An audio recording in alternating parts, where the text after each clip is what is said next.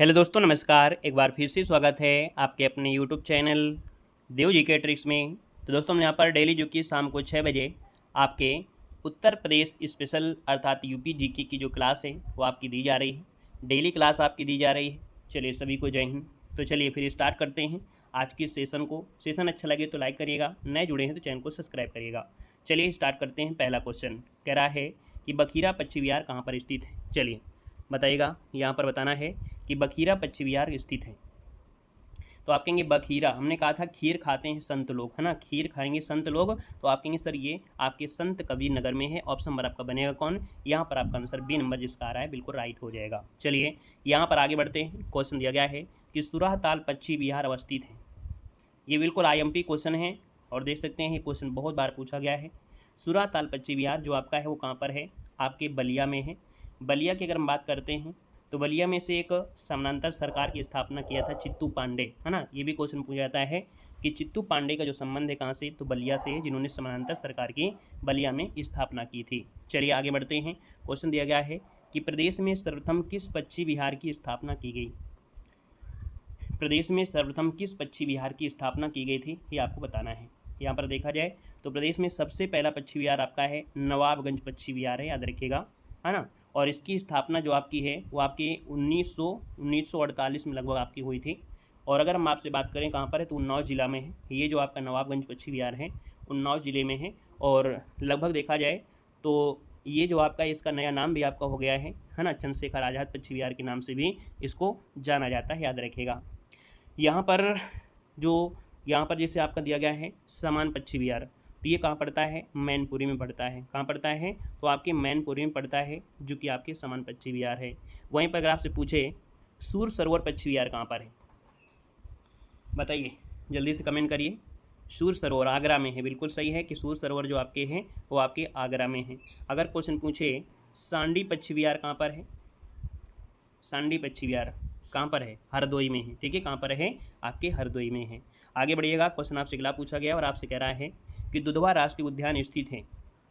दुधवा राष्ट्रीय उद्यान जो स्थित है कहाँ पर है? तो ये पीलीभीत और लखीमपुर खीरी में है। ठीक है, पीलीभीत लखीमपुर खीरी जो आपका आंसर है यहाँ पर राइट हो जाएगा, ए नंबर हो जाएगा, है ना। और याद रखिएगा ये उत्तर भारत और नेपाल की सीमा से सटा हुआ आपका है ना।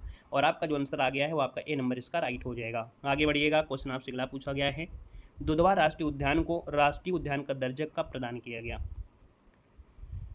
चलिए, जो आपका दुधवा राष्ट्रीय उद्यान है इसको राष्ट्रीय उद्यान का दर्जा दिया गया था, ये कब दिया गया था?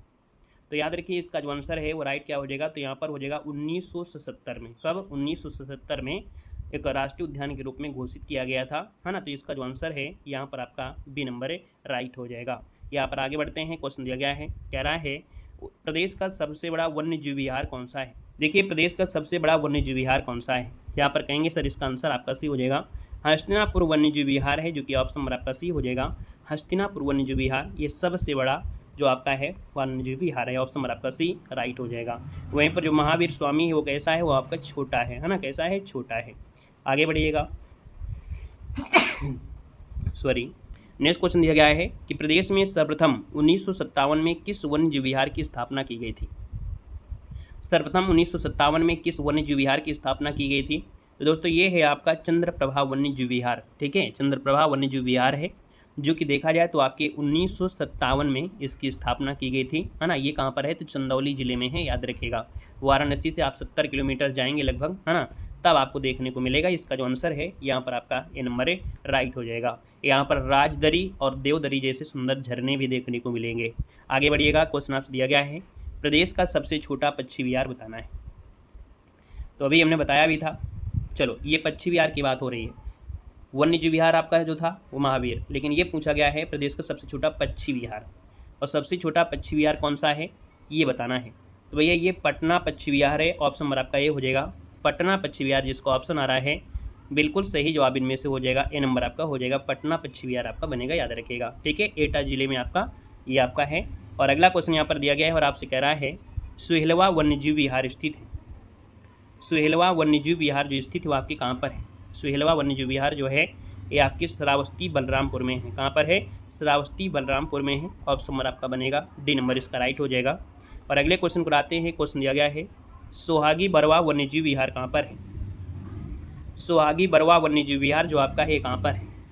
सोहागी बरवा ये पड़ता है आपके महाराजगंज में, ठीक है, महाराजगंज जिले में पड़ता है, जहाँ पर आपका गिद्ध संरक्षण है ना। आप देखेंगे करंट अफेयर में पढ़े होंगे कि जो सबसे पहला आपका गिद्ध संरक्षण केंद्र बना है वो आपके महाराजगंज में ही बना हुआ है। और आगे बढ़ते हैं, क्वेश्चन आपसे अगला पूछा गया है और आपसे कह रहा है कि लाख बहोसी पक्षी विहार स्थित है। लाख बहोसी पक्षी विहार आपके कहाँ पर है?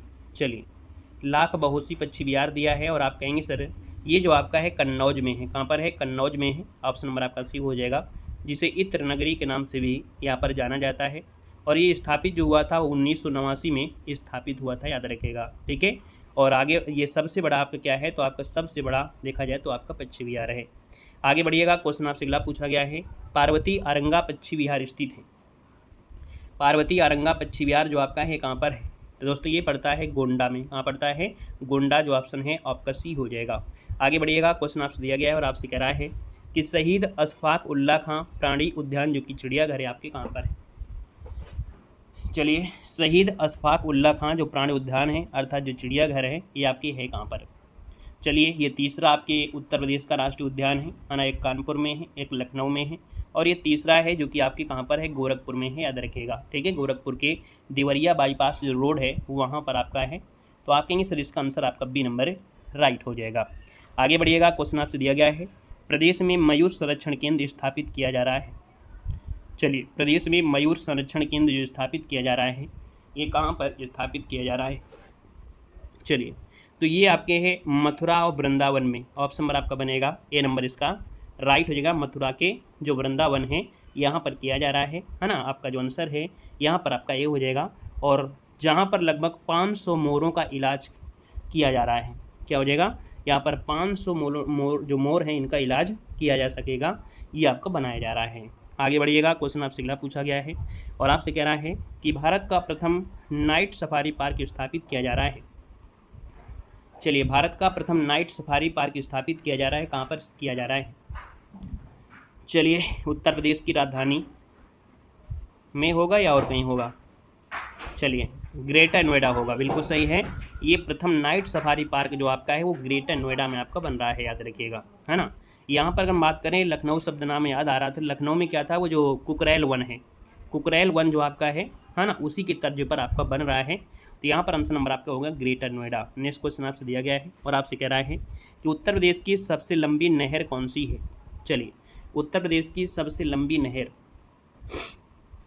यहाँ पर देखेंगे कि उत्तर प्रदेश की सबसे लंबी जो नहर है वो आपकी है शारदा नहर है। कौन है? शारदा नहर है।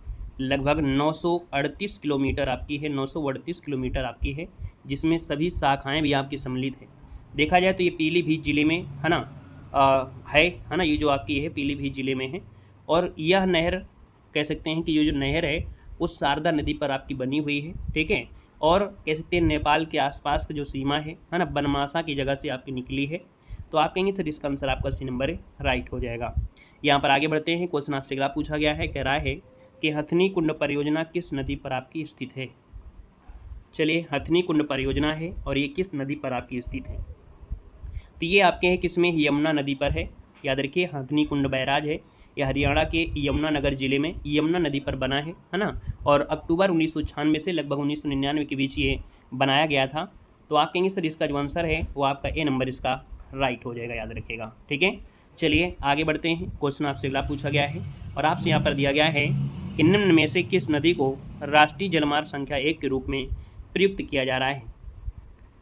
चलिए, किस नदी को राष्ट्रीय जलमार्ग संख्या 1 के रूप में, वाटर हाईवे 1 के रूप में प्रयुक्त किया जा रहा है? तो ये नदी है आपकी कौन सी? गंगा नदी है। कौन सी है? गंगा नदी है, जो कि भारत जो भागीरथी है, हुगली नदी है ना, को मिला के देखा जाए तो आपकी प्रयागराज से हल्दिया तक आपकी जाती है। लगभग 1620 किलोमीटर है ना, ये लंबा सफ़र है और ये भारत का सबसे लंबा राष्ट्रीय जलमार्ग आपका है, याद रखिएगा। इसको 1986 में राष्ट्रीय जलमार्ग घोषित किया गया था। और ये जो जाती है कहाँ से? तो आप कहेंगे सर ये जो आपका राष्ट्रीय जलमार्ग है ये पश्चिम बंगाल, उत्तर प्रदेश, झारखंड, बिहार राज्यों से होकर ये गुजरता है। यहाँ पर आगे बढ़ते हैं, क्वेश्चन आपसे अगला पूछा गया और आपसे कह रहा है कि माता टीला परियोजना जो आपकी है कहाँ पर है? माता टीला परियोजना जो आपकी है ये किस नदी पर है? आप कहेंगे सर ये बेतवा नदी पर है। किसमें है? तो आप कहेंगे सर माता टीला जो परियोजना है वो आपकी बेतवा नदी पर है और ललितपुर ज़िले में है। कहाँ पर है? तो आपके ललितपुर ज़िले में है, ललितपुर ज़िले में है। ललितपुर वही है जहाँ पर यूरेनियम आपका पाया जाता है। यहाँ पर आगे बढ़ते हैं, क्वेश्चन आपसे दिया गया है और आपसे कह रहा है कि प्रदेश की सबसे पुरानी नहर कौन सी है? प्रदेश की सबसे पुरानी नहर, चलिए बताना है प्रदेश की सबसे पुरानी नहर कौन सी है। तो भैया यहाँ पर देखा जाए तो पूर्वी यमुना नहर है, याद रखिए पूर्वी यमुना नहर है और इसका निर्माण ब्रिटिश काल में हुआ था, 1830 में हुआ था, है ना। और शाहजहाँ ने इसका निर्माण कार्य जो पूरा करवाया है ना, या शुरू करवा दिया था, वो आपके बहुत पहले करवाया था, ठीक है। निर्माण कार्य जो शुरुआत हुई थी वो आपके 1631 में आपकी हुई थी, लेकिन कहीं ना कहीं ब्रिटिश काल में इसका निर्माण हुआ था 1830 के समय, ठीक है। तो आप कहेंगे सर इसका आंसर क्या हो गया? बी हो जाएगा, है ना। और यहाँ पर आगे बढ़ते हैं, क्वेश्चन आपसे अगला पूछा गया है, कह रहा है कि उत्तर प्रदेश और मध्य प्रदेश राज्यों की जो संयुक्त राजघाट नदी परियोजना है वो स्थापित की गई है।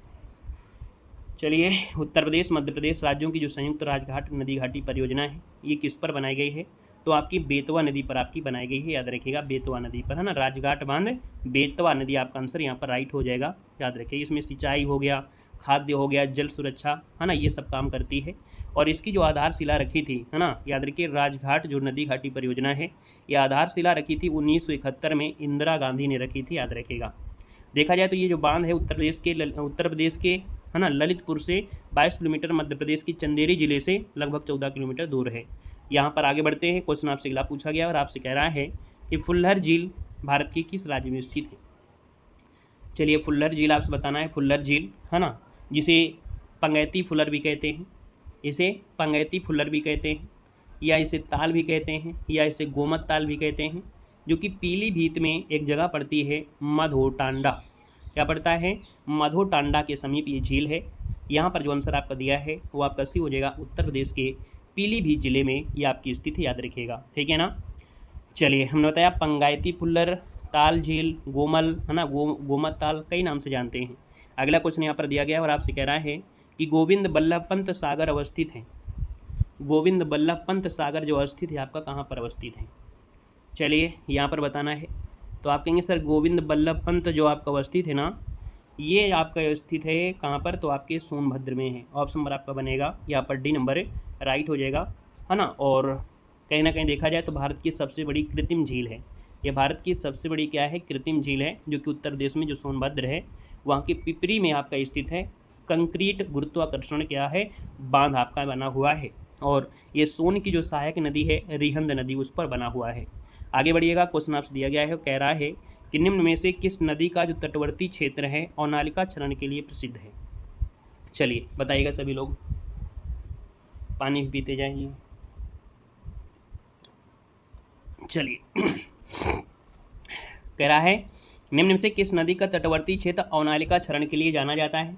और यहाँ पर देखा जाए तो आप कहेंगे सर ये है आपका चंबल, है ना, चंबल एरिया है। यहाँ पर देखा जाए तो मिट्टी भी कैसी है? बालुई मिट्टी है, इस वजह से बारिश आरिश में जो मिट्टी होती है उसका कटाव हो जाता है ना, नाली जैसे बन भी जाती है। तो आप कहेंगे सर ये है आपका चंबल घाटी। अगला क्वेश्चन यहाँ पर दिया गया है कि निम्न नगरों में से कौन गंगा के दाहिने किनारे पर नहीं है? चलिए, कह रहा है कि गंगा के दाहिने किनारे पर नहीं है, और ये गंगा के दाहिने किनारे पर कौन नहीं है? वाराणसी। तो भैया ये जो आपका है बाएं किनारे पर है। कभी कभी ये नहीं, बहुत बार क्वेश्चन पूछा गया है कि वाराणसी जो बसा है गंगा के बाएं किनारे आपका बसा है। वहीं पर देखा जाए गंगा किनारे सबसे बड़ा शहर कौन है? तो आपके कानपुर है, जो कि सबसे बड़ा शहर आपका है, याद रखिएगा। यहाँ पर आगे बढ़ते हैं, क्वेश्चन दिया गया है कि अर्जुन बांध नहर से लाभान्वित जिला कौन सा है? अर्जुन बांध से जो अर्जुन बांध नहर है उससे लाभ लेने वाला जो जिला है वो आपका है हमीरपुर है। कौन है? हमीरपुर, इसका आंसर आपका राइट हो जाएगा। अगला क्वेश्चन यहाँ पर दिया गया और आपसे कह रहा है कि निम्न में से कौन सा बांध है जो बेतवा नदी पर बनाया गया है? कौन सा बांध है जो बेतवा नदी पर बनाया गया है? तो बेतवा नदी पर है आपका राजघाट बांध, है ना। बेतवा नदी यमुना की एक सहायक नदी है और बेतवा नदी पर राजघाट बनाया गया है, ठीक है। बेतवा नदी के बारे में देखा जाए तो ये मध्य प्रदेश और उत्तर प्रदेश की एक अंतर्राज्यीय, है ना, या कह सकते हैं कि दोनों राज्यों का एक संबंध है ना। ये बहुउद्देशीय बांध है। और यहाँ पर देखा जाए तो एक बांध और मिलेगा, रानी लक्ष्मीबाई बांध, है ना। तो यह बांध पहले राजघाट बांध के नाम से जाना जाता था और ये ललितपुर जिले में आपका बना हुआ था, ठीक है। कौन? रानी लक्ष्मीबाई बांध। एक माता टीला बांध होता है, एक परीक्षा बांध है ना, ये आपको मिलते हैं। आगे बढ़िएगा, क्वेश्चन आपसे दिया गया और आपसे कह रहा है कि परीक्षा बांध किस नदी पर बना है। तो अभी हमने बता भी दिया कि भैया जो परीक्षा बांध है वो किस नदी पर है, तो आप कहेंगे सर ये बेतवा नदी पर आपका बना हुआ है, याद रखिएगा। ठीक है, किस में है, तो आपके बेतवा नदी पर आपका बना हुआ है, याद रखिएगा। यहाँ पर आगे बढ़ते हैं, क्वेश्चन आपसे अगला पूछा गया और आपसे कह रहा है कि पूर्वी यमुना नहर का निर्माण सर्वप्रथम किसने कराया था। चलिए, पूर्वी यमुना नहर का जो निर्माण है सर्वप्रथम किसने करवाया, ये करवाया था शाहजहां ने करवाया था। ठीक है, पूर्वी यमुना नहर का निर्माण कार्य हमने बताया था ना स्टार्टिंग में, नहर जो स्टार्टिंग करवाया था वो 1631 के समय करवाया था और अंग्रेज़ों ने बाद में क्या किया, 1830 में इसका काम पूरा किया था। तो स्टार्टिंग जो किया था वो आपके शाहजहां ने, है ना, और बनवा कर तैयार करवाया 1830 में अंग्रेज़ों ने। चलिए आगे बढ़ते हैं, क्वेश्चन दिया गया है, कह रहा है आगरा नहर को किस नदी से निकाला गया है। आगरा नहर को किस नदी से निकाला गया है। तो भैया आगरा नहर है तो आप कहेंगे यमुना है वहीं पर पास में, तो यमुना नदी से पानी मिलता है और यमुना नदी से पानी मिलने के लिए नहर के लिए बांध का निर्माण नई दिल्ली से करीब 10 किलोमीटर दूर ओखला में किया गया है। ठीक है, तो यहाँ पर आपका जो आंसर है वो आपका बी नंबर राइट हो जाएगा। आगे बढ़ते हैं, क्वेश्चन आपसे दिया गया है, कह रहा है कि लंबाई के हिसाब से प्रदेश में सर्वाधिक नहर बताना है। लंबाई के हिसाब से सर्वाधिक जो नहर हैं वो आपकी किस ज़िले में है। तो आप कहेंगे सर ये जो आपका है वो रायबरेली हो जाएगा। कहाँ हो जाएगा, रायबरेली। लंबाई के हिसाब से प्रदेश में सर्वाधिक नहर जो आपके हैं लंबाई के हिसाब से वो रायबरेली डिस्ट्रिक्ट में आपको देखने को मिलते हैं, याद रखिएगा। या कह सकते हैं सर्वाधिक नहरों की लंबाई कहाँ पर है, उत्तर प्रदेश में। तो आप कहेंगे सर उत्तर प्रदेश में कहाँ पर, तो आप कहेंगे रायबरेली में है। आगे बढ़िएगा, क्वेश्चन दिया गया है और आपसे कह रहा है, क्वेश्चन दिया गया है कि प्रदेश में नलकूपों द्वारा सिंचित क्षेत्र कौन सा है। प्रदेश में नलकूपों द्वारा सिंचित क्षेत्र पूछा गया है। तो लगभग देखा जाए तो नलकूपों के द्वारा लगभग 74.9% ये जो होता है नलकूपों के द्वारा होता है ना। कहीं कहीं पर इसका आपका जो परसेंटेज होता है लगभग 66 बता देते हैं, है ना। इसलिए हमने यहाँ पर क्या किया, इसको आंसर आपको सी दिया है क्योंकि यही आपको ऑप्शन में देखने को मिल जाता है, याद रखिएगा। ठीक है, बाकी अगर आपको ये पॉइंट मिलता है 66% वाला तो आप ज़रूर लगा सकते हैं। ठीक है, आगे बढ़िएगा, क्वेश्चन आपसे अगला पूछा गया है। यहाँ पर दिया गया है क्वेश्चन, प्रदेश में रेन हार्वेस्टिंग व रिचार्ज नीति कब लागू की गई। प्रदेश में हार्वेस्टिंग, है ना, रेन हार्वेस्टिंग और रिचार्ज नीति जो लागू की गई ये कब लागू की गई थी। ये सन 2001 में आई थी। ऑप्शन नंबर आपका ए इसका राइट हो जाएगा। और अगले क्वेश्चन कराते हैं। क्वेश्चन दिया गया है, आपसे कह रहा है देश में नलकूपों द्वारा सर्वाधिक सिंचित क्षेत्रफल कौन सा है। देश में नलकूपों के द्वारा जो ज़्यादा सिंचाई होती है ना, ये आपके उत्तर प्रदेश में ही होती है। याद रखिए, नलकूपों से आपकी सबसे ज़्यादा सिंचाई आपकी यहीं पर आपकी होती है। ठीक है, लगभग देखा जाए तो नलकूपों से काफ़ी मात्रा में आपकी हो जाती है। इसके पहले हाँ लगभग इतना है। और यहाँ पर आगे बढ़ते हैं, क्वेश्चन आपसे अगला पूछा गया है और आपसे यहाँ पर दिया गया है, इस वाले में थोड़ा सा हमें डाउट लग रहा है क्वेश्चन नंबर में। कह रहा है प्रदेश में नलकूपों द्वारा जो सिंचित क्षेत्र है ना, ये क्वेश्चन में थोड़ा सा है, इसमें गोला लगा लीजिएगा क्योंकि भारत नलकूपों में, इसमें इसको हटा दीजिएगा, छाँछट कर लीजिएगा लगभग। ठीक है ना, ये प्रदेश की आपसे बात कर रहा है। ठीक है, और अगर आपसे भारत की बात करता है ना, भारत में बात करता तो भारत में लगभग आपका 28.9% आपका लगभग आपका है, ये भारत की है। लेकिन उत्तर प्रदेश की बात करें तो लगभग आपका 66 आपके लगभग आपका है। ठीक है ना, तो यहाँ पर देखो दिया गया है अगला क्वेश्चन कि केंद्र द्वारा किस नदी को राष्ट्रीय नदी घोषित किया गया है। केंद्र द्वारा किस नदी को राष्ट्रीय नदी घोषित किया गया है। चलिए, केंद्र द्वारा किस नदी को राष्ट्रीय नदी घोषित किया गया है, तो ये है आपकी गंगा नदी है ना, गंगा नदी है। ये आपकी 4 नवंबर को, ठीक है, 4 नवंबर सन 2000 आपको याद रखना है, 4 नवंबर सन 2008 को गंगा नदी को राष्ट्रीय नदी घोषित किया गया था। ठीक है ना, और ये भारत और बांग्लादेश में बहती है ना। यहाँ पर देखा जाए तो आपका इसका उद्गम जो होता है वो आपके उत्तराखंड के हिमालय की जो गंगोत्री हिमनद वहाँ से होता है, या बंगाल में जो सुंदरवन में आपकी मिलती है ना, ये काफ़ी होती है। अगर पूछे कि अधिकतम गहराई कितनी है, पूछे कि भैया जो आपकी गंगा नदी है इसके अधिकतम गहराई कितनी है, ये बताइएगा, नया क्वेश्चन। इसकी अधिकतम गहराई कितनी है, 31 मीटर। अब 31 मीटर अगर आप याद ना रख पाएँ तो 100 फीट कर दीजिएगा। ठीक है, कितनी, 100 फीट गहरी है, आपको याद रखना, अधिकतम आपकी है। गंगा नदी को भारत की पवित्र नदी मानते हैं और इसकी पूजा माता के रूप में की जाती है। ठीक है, चलिए आगे बढ़िएगा। क्वेश्चन आपसे अगला पूछा गया है और आपसे कह रहा है कि निम्न नदियों में से प्रदेश की कौन सी नदी मैदानी क्षेत्रों से निकलती है। चलिए यहाँ पर बताना है कि भैया मैदानी क्षेत्रों से निकलने वाली जो आपकी है कौन सी है, ये सई नदी है। क्या है, याद रखिए जो सई नदी है ये मैदानी क्षेत्रों से आपकी निकली है। आपका जो आंसर है आपका सी नंबर है राइट हो जाएगा। ठीक है ना। चलिए आगे बढ़ते हैं। क्वेश्चन आपसे दिया गया है और आपसे कह रहा है कि प्रदेश के मैदानी भागों में नदियों द्वारा विकसित किया जाने वाला अपवाह तंत्र कौन सा है।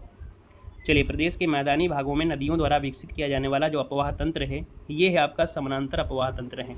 कैसा है, यहाँ पर जो आपका है समानांतर आपका चलता है, तो आप कहेंगे सर इसका आंसर आपका ये हो जाएगा। नेक्स्ट क्वेश्चन यहाँ पर दिया गया है और आपसे कह रहा है कि निम्न में से कौन उत्तर प्रदेश की पेयजल परियोजना है। चलिए, उत्तर प्रदेश की पेयजल परियोजना इनमें से कौन बनेगी। पथराई तो होगा नहीं, ये गोकुल बैराज परियोजना है, हमने आपको बताया भी था। ऑप्शन नंबर आपका डी हो जाएगा, गोकुल बैराज। नेक्स्ट क्वेश्चन दिया गया है कि निम्न में से कौन सी यमुना की सहायक नदी नहीं है। यमुना की सहायक नदी कौन सी नहीं है। देखो, बेतवा है, केन है, चंबल है, तो आप कहेंगे सर कल्याणी नहीं होगी, तो ऑप्शन नंबर आपका क्या हो जाएगा, ए नंबर इसका राइट हो जाएगा। यमुना की सहायक नदी देखो बेतवा, हिंडन, चंबल ये आपके देखने को मिलती हैं। और आगे बढ़ते हैं। क्वेश्चन आपसे अगला पूछा गया और आपसे कह रहा है कि गंगा नदी उत्तर प्रदेश में प्रवेश करती है। गंगा नदी उत्तर प्रदेश में प्रवेश करती है, कहाँ से प्रवेश करती है बताइएगा। गंगा नदी प्रदेश में जो प्रवेश करती है वो कहाँ से प्रवेश करती है, तो आप कहेंगे सर ये जो आपकी है ना बिजनौर से। कहाँ से, बिजनौर से। बिजनौर जो ज़िला है वहाँ से प्रवेश करती है और आपके 28 ज़िलों से, कितने 28 ज़िलों से होकर बहती है ना। और देखा जाए तो अपने उत्तर प्रदेश में लगभग 1140 किलोमीटर आपकी बहती है गंगा नदी उत्तर प्रदेश में। ठीक है, फिर संगम पे आपकी जाती है। और गंगा की पूरी लंबाई हमने बताया भी था 2525 किलोमीटर आपकी होती है, जो कि उत्तराखंड, उत्तर प्रदेश, बिहार, पश्चिम बंगाल से होकर आपकी बहने वाली नदी है। गंगा की सहायक नदियों में देखा जाए तो गंगा की सहायक नदियों में जैसे रामगंगा है, गोमती है, घाघरा है ना, गंडक, कोसी, महानंदा ये आपकी होती हैं। और यहाँ पर आगे बढ़ते हैं। क्वेश्चन दिया गया है और आपसे कह रहा है कि गंगा नदी उत्तर प्रदेश की कितने जिलों से होकर आपकी बहती है। गंगा नदी उत्तर प्रदेश के कितने जिलों से होकर बहती है। यहाँ पर देखिए आपका आंसर लगभग सभी का आ गया है। आप कहेंगे सर यहाँ पर देखा जाए तो आपके 28 जिलों से होकर आपकी बहती है, याद रखिए 28 जिलों से। तो क्वेश्चन ये बनता है कि गंगा नदी आपके उत्तर प्रदेश में जो आती है ना, प्रवेश करती हो कहाँ से करती है, तो आपके बिजनौर से। कहाँ से, तो आपके बिजनौर जिले से, याद रखिए बिजनौर जिले से ये आपकी प्रवेश करती है। फिर इसके बाद बलिया जिले से बिहार में प्रवेश करती है ना। कुल मिला के देखा जाए तो उत्तर प्रदेश में लगभग 1140 किलोमीटर ये यात्रा करती है आपकी यूपी में, है ना, याद रखिएगा। बाकी गंगा की लंबाई हमने बताया था कि 2525 किलोमीटर आपकी है, याद रखिएगा। क्लियर है। अब यहाँ पर देखा जाए तो गंगा नदी के किनारे कुछ बसे हुए शहर हैं, है ना। जैसे देखा जाए तो आपका ऋषिकेश, हरिद्वार, कन्नौज, कानपुर, प्रयागराज, बनारस, पटना, कलकत्ता, ये ढाका, ये भी आपके इसमें से आपके हैं। ठीक है ना। इसमें से एक क्वेश्चन आपको बनता है कि गंगा नदी के किनारे सबसे बड़ा शहर कौन सा है, तो याद रखिएगा कानपुर जो आपका है वो आपका सबसे बड़ा शहर है, ये याद रखिएगा। क्लियर है।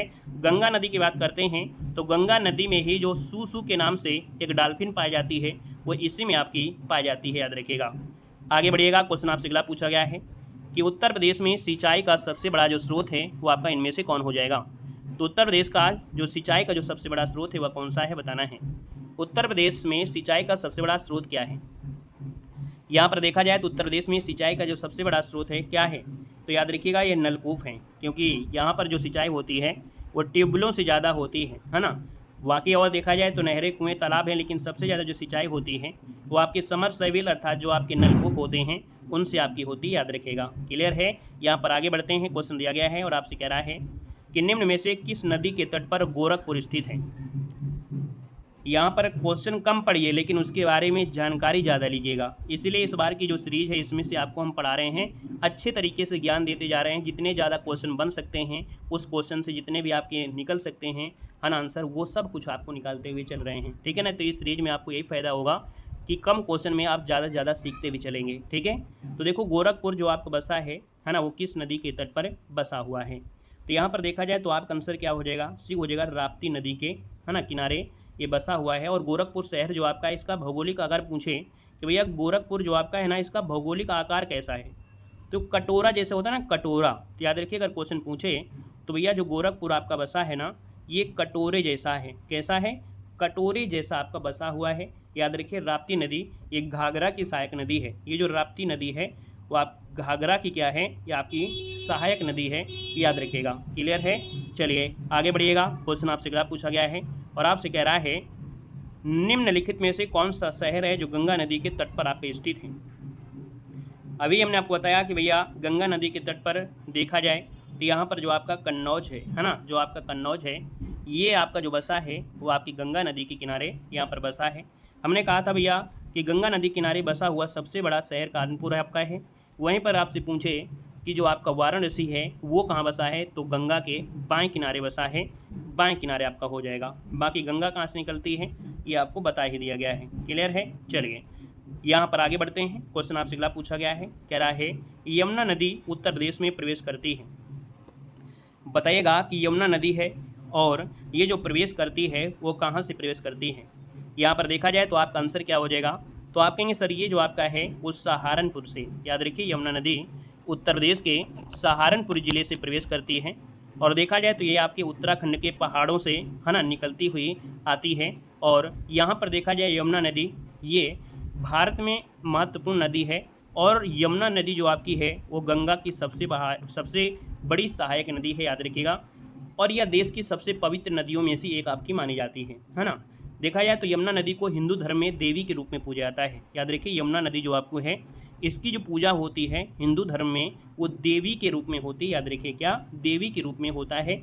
और यमुना को युगी के नाम से भी जानते हैं, यमुना नदी को युगी के नाम से भी यहाँ पर जाना जाता है। याद रखिएगा। अगर पूछे इसकी गहराई क्या है तो अधिकतम गहराई इसकी कितनी है, तो याद रखिए इसकी अधिकतम गहराई 35 फीट है। कितनी है? 35 फीट है। ये भी आपको याद रखना है, हमने आपको गंगा के बारे में भी अच्छे तरीके से बताया था। ठीक है, यहाँ पर आगे बढ़ते हैं। क्वेश्चन आपसे अगला पूछा गया और आपसे कह रहा है कि निम्नलिखित में से कौन सा शहर है जो यमुना नदी के तट पर आपके स्थित है।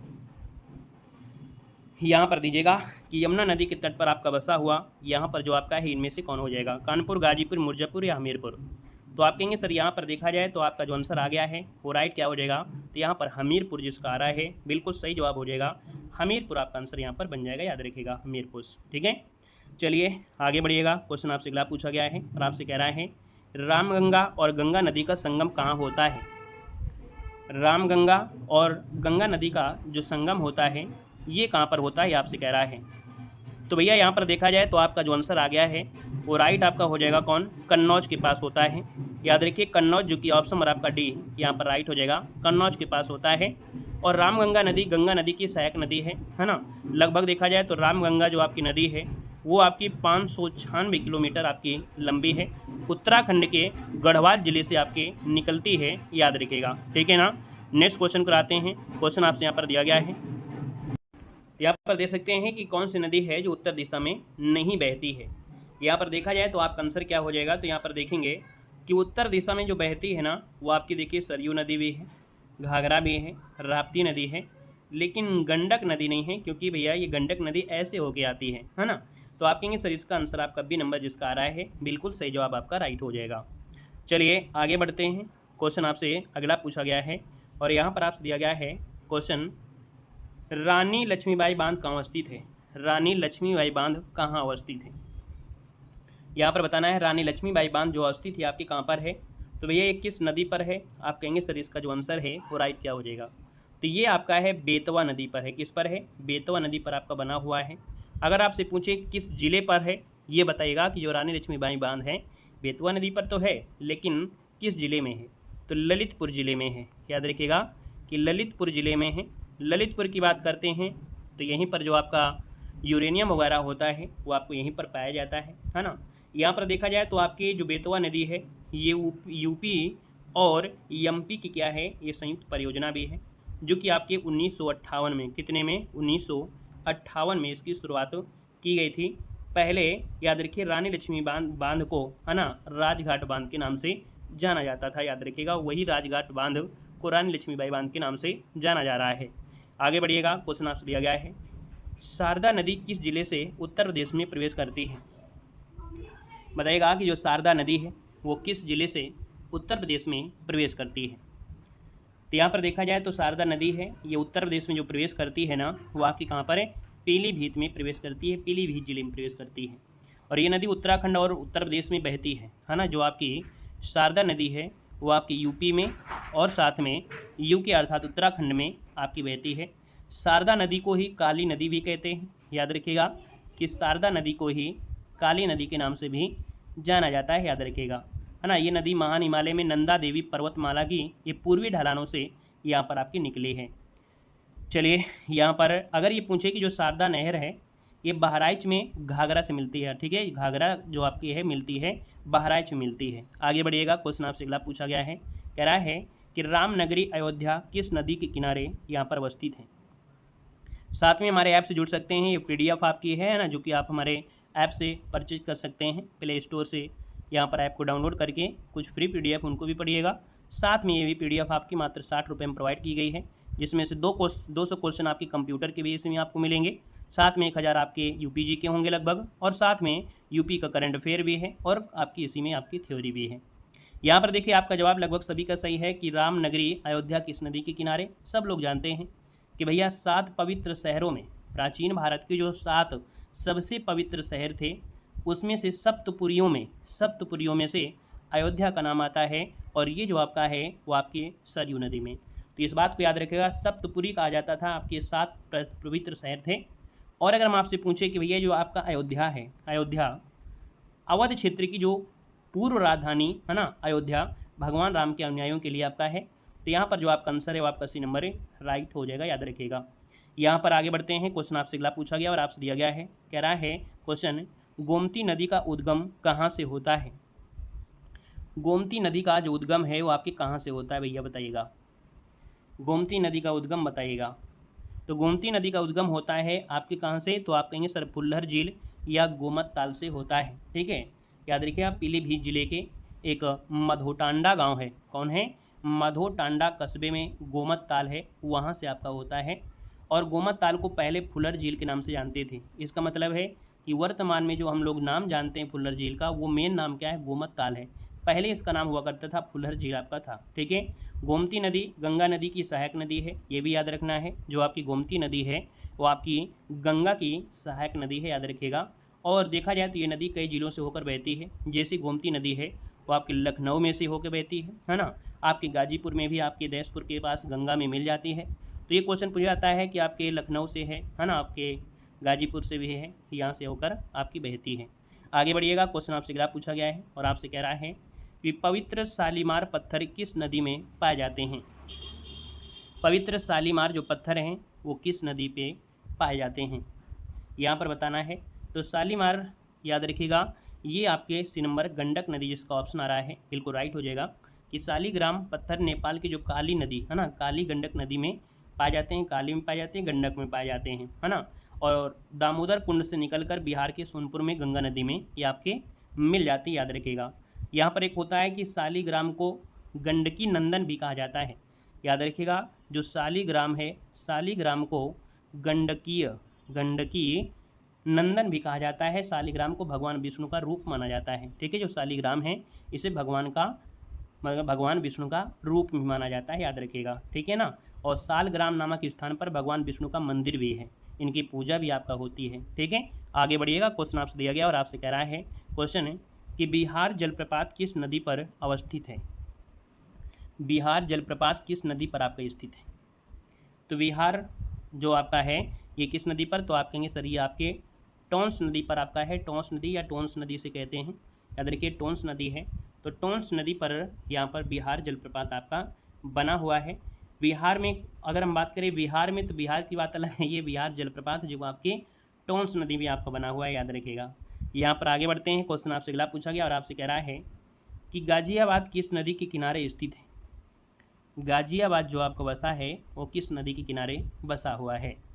तो देखा जाए तो आप कहेंगे सर ये आपके हिंडन नदी है ना, हिंडोन या हिंडन नदी के किनारे बसा है। हिंडन नदी जो कि आपसे पूछे कि हिंडन नदी किसकी सहायक नदी है, तो आप कहेंगे सर यमुना की सहायक नदी है। किसकी है, तो यमुना की ये सहायक नदी है। और आपसे पूछे कि भैया इसका पुराना नाम क्या था, तो इसका पुराना नाम था हर नदी। क्या नाम था, हर नदी या हर नंदी था, ये भी आपको याद रख लेना है। गाजियाबाद जो कि उत्तर प्रदेश के पश्चिमी छोर पर आपका स्थित है और दिल्ली से सटा हुआ है, याद रखिएगा। यहाँ पर गाजियाबाद NCR में भी आपके शहरों में शामिल है। और आगे बढ़ते हैं, क्वेश्चन दिया गया है और यहाँ पर दिया गया है कि बाण सागर परियोजना किस नदी पर है। बाण सागर परियोजना किस नदी पर अवस्थित है, बताइएगा कि जो बाण सागर परियोजना है वो किस नदी पर आपकी अवस्थित है। यहाँ पर आंसर नंबर आपका हो जाएगा सोन नदी पर है, नोट कर लीजिएगा, ये आपके सोन नदी पर आपका बना है। और मध्य प्रदेश का जो शहडोल जिला है वहाँ पर देवलोंद गांव के पास ये बना हुआ है। ये बहुउद्देशीय नदी घाटी परियोजना है, अर्थात इससे जल विद्युत उत्पादन होता है और सिंचाई के लिए भी आपका होता है। इस बांध का निर्माण अगर हम पूछें कि भैया इस बांध का निर्माण जो हुआ था वो 1978 ईस्वी में आपका शुरुआत हुई थी, 2006 में इसको पूरा किया गया था, याद रखिएगा। पूर्व प्रधानमंत्री जो आपके पूर्व प्रधानमंत्री थे मोरारजी देसाई ने इस बांध की आधारशिला रखी थी, ये भी आपको याद रख लेना है। यहाँ पर देखा जाए तो इस परियोजना से उत्तर प्रदेश और बिहार की जो आपकी है उत्तर प्रदेश और बिहार में सिंचाई की जाती है। आगे बढ़िएगा, क्वेश्चन आपसे दिया गया है और आपसे कह रहा है कि कानपुर को है ना या कानपुर नगर को पेयजल उपलब्ध कराने के लिए किस बैराज का निर्माण किया गया है। नकल नहीं करना है। कानपुर नगर को पेयजल उपलब्ध कराने के लिए किस बैराज का निर्माण किया गया है। यहाँ पर देखा जाए तो ये है आपका, जिसे बोलते हैं, क्या बोलते हैं भैया, इसे बोलते हैं गंगा बैराज, और याद रखिएगा इसी को हम लोग बोलते हैं लवकुश बैराज। यहाँ पर आंसर आपका बनेगा बी नंबर है, लवकुश बैराज के नाम से जाना जाता है। याद रखिएगा कि आधिकारिक तौर पर बोलते हैं लवकुश बैराज, वैसे आप लोग कानपुर वाले जानते हैं गंगा बैराज, जो कि कानपुर में आज़ाद नवाब नगर जो आपका नवाबगंज है ना गंगा नदी किनारे आपका है, एक प्रकार से हम कह सकते हैं। तो स्कूल मिला के याद रखिए जो गंगा बैराज है वही आपका लवकुश बैराज है, और इसका निर्माण कार्य जो हुआ था 1995 में शुरू हुआ था, और ये मई सन 2000 में ये आपका उद्घाटन किया गया था। किसका, ये आपके पेयजल की बात हो रही है, ठीक है। आगे बढ़िएगा, क्वेश्चन आपसे दिया गया और आपसे कह रहा है लवकुश बैराज का निर्माण किस नदी पर किया गया है। लवकुश बैराज का निर्माण किस नदी पर किया गया है। सिंपल सी बात है कि कानपुर बसा है गंगा नदी किनारे, और जब गंगा नदी किनारे बसा है तो उसी को गंगा बैराज कहते हैं, उसी को लवकुश बैराज कहते हैं। तो आपका जो आंसर हो जाएगा वो आपको बनेगा कौन सा, यहाँ पर ए नंबर है, राइट हो जाएगा, याद रखिएगा, ठीक है। चलिए अगला क्वेश्चन यहाँ पर दिया गया है और आपसे कह रहा है क्वेश्चन, मेजा जलाशय का निर्माण किस नदी पर किया गया है। मेजा जलाशय का निर्माण किस नदी पर किया गया है, ये आपको बताना है। मेजा बांध है ना, मेजा जलाशय है, और देखा जाए तो आपका जो आंसर है यहाँ पर राइट क्या हो जाएगा। चलिए यहाँ पर जो आपका आंसर है वो आपका हो जाएगा बेलन नदी, क्या हो जाएगा, बेलन नदी। ऑप्शन नंबर आपका जो आ रहा है सी नंबर है, ये आपका जवाब बिल्कुल सही हो जाएगा, वो आपकी बेलन नदी पर आपका बना हुआ है। यहाँ पर आगे बढ़ते हैं, क्वेश्चन आपसे अगला पूछा गया और आपसे कह रहा है कि उत्तर प्रदेश में सर्वाधिक नहरें प्रदेश के किस भाग में पाई जाती हैं। बताइएगा उत्तर प्रदेश में जो सर्वाधिक नहरें हैं वो प्रदेश के किस भाग में पाई जाती हैं। तो ज़्यादा से ज़्यादा आपकी नहरें कहाँ पर हैं, तो आपके पश्चिमी भाग में पाई जाती हैं, है ना, कहाँ पर है, तो आपके उत्तर प्रदेश के पश्चिमी भाग में पाई जाती हैं। एक क्वेश्चन हमने आपको बताया था कि सर्वाधिक नहरों की लंबाई जो आपकी है वो आपके रायबरेली में है, कहाँ पर है, तो सर्वाधिक जो आपकी लंबी नहरें हैं, है ना, सर्वाधिक नहरों की लंबाई जो है वो आपके रायबरेली ज़िले में है, ये भी आपको याद रख लेना है। आगे बढ़िएगा, क्वेश्चन आपसे दिया गया है, कह रहा है कि प्रदेश में नहरों द्वारा सिंचित भाग कौन सा है। प्रदेश में नहरों द्वारा जो सिंचित भाग है ना, लगभग देखा जाए तो आपके नहरों के द्वारा दिया है, नहरों के द्वारा, नलकूपों से नहीं हो रही है, नलकूपों सबसे ज़्यादा होती है, यहाँ पर नहरों से बात हो रही है, और नहरों से होती है 15.2% लगभग आपका यहाँ पर हो जाता है, याद रखिएगा। तो आप कहेंगे सर इसका जो आंसर है यहाँ पर आपका सी हो जाएगा। अगला क्वेश्चन यहाँ पर दिया गया है और आपसे कह रहा है धसान नहर किस नदी पर अवस्थित है। धसान नहर किस नदी पर स्थित है। धसान नहर यहाँ पर देखा जाए तो आपकी बेतवा नदी पर है, नोट कर लीजिएगा कि धसान नहर किस नदी पर है, तो धसान नहर वो आपके बेतवा नदी पर है। इसका जो आंसर है वो राइट क्या हो जाएगा, आपका सी नंबर है, राइट हो जाएगा, याद रखिएगा। चलिए धसान नदी ये मध्य प्रदेश की एक नदी है ना, यह बेतवा नदी की दाहिनी तटवर्ती सहायक नदी भी है ना। तो आपका जो आंसर हो जाएगा वो आपका बन जाएगा सी नंबर। नेक्स्ट क्वेश्चन आपसे दिया गया है और आपसे कह रहा है किस बैराज को नया ताजे वाला बैराज के नाम से भी जाना जाता है। बताइएगा कि किस बैराज को नया ताजे वाला, है ना, नया ताजे वाला बैराज के नाम से जाना जाता है।